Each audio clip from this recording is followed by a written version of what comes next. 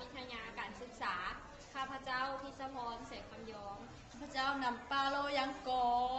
ข้าพเจ้านำปลาโยบื้อต้องปอข้าพเจ้านำพงแขกนเสนพวกเราได้สร้างวิดีโอเกี่ยวกับวิชาจิตวิทยานำใช้ในชีวิตประจำวันซึ่งสอนโดยอาจารย์สุภาพจิตบุภาในหัวข้อที่ว่าจิตวิทยาที่สามารถนำไปใช้ได้ในชีวิตประจำวันฉะนั้นเข้าไปเบิ่งวิดีโอตัวอย่างกันเลย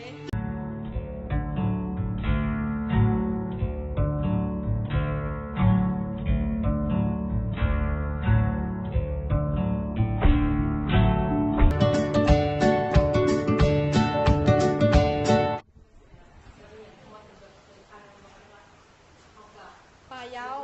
อันนี้เบี้ยเพิ่นเด้อเขาสิให้เพิ่นพิมพ์ตัวนี้ให้มันแล้วเด้อมื้ออื่นน่ะเพราะว่าที่ส่งอาจารย์แล้วโดยมื้ออื่นมันแล้วเด้อ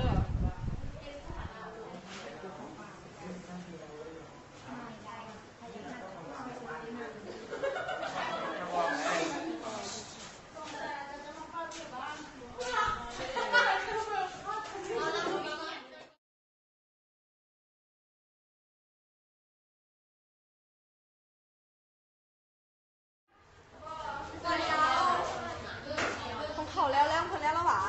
ยังบ่แล้วเอ้าคือยังบ่แล้วแบบนี้ค่อยคำเรียนหลายอย่างคำเรียนเฮิร์นเดย์แล้วค่อยก็เรียนสงก้อนภาษาอังกฤษก็มีเรียนบ้างนี่ก็มีเรียนบ้างเนี่ยค่อยคำเรียนหลายอย่างเรียนค่อยบาละลายแม่ซุ่มบอกเขาก็เฮ็ด2บอลคือกันเขาก็ยังเฮ็ดแล้วหั่นเด้เรียกคุณบ้านเขาก็บ่ได้หลายคือกันที่จริงแล้วค่อยนะรีโทรศัพท์หลายเลยโดยโบได้เห็นท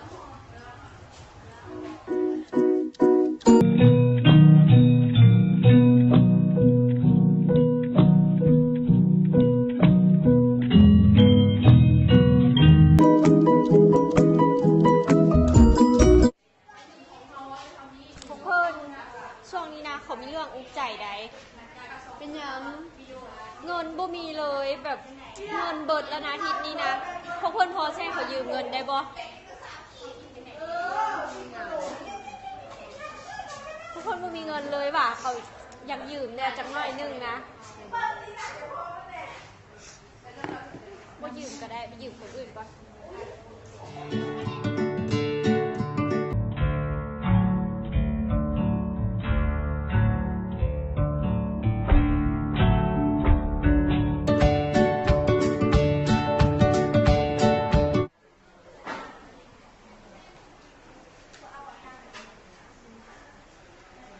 เขียนดี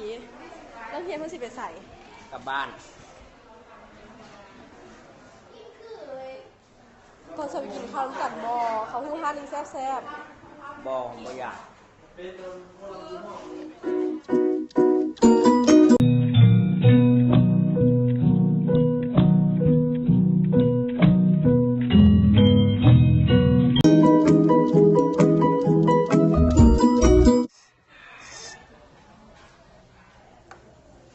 ปะล่อเขามีเรื่องสิเล่าสู้ฟัง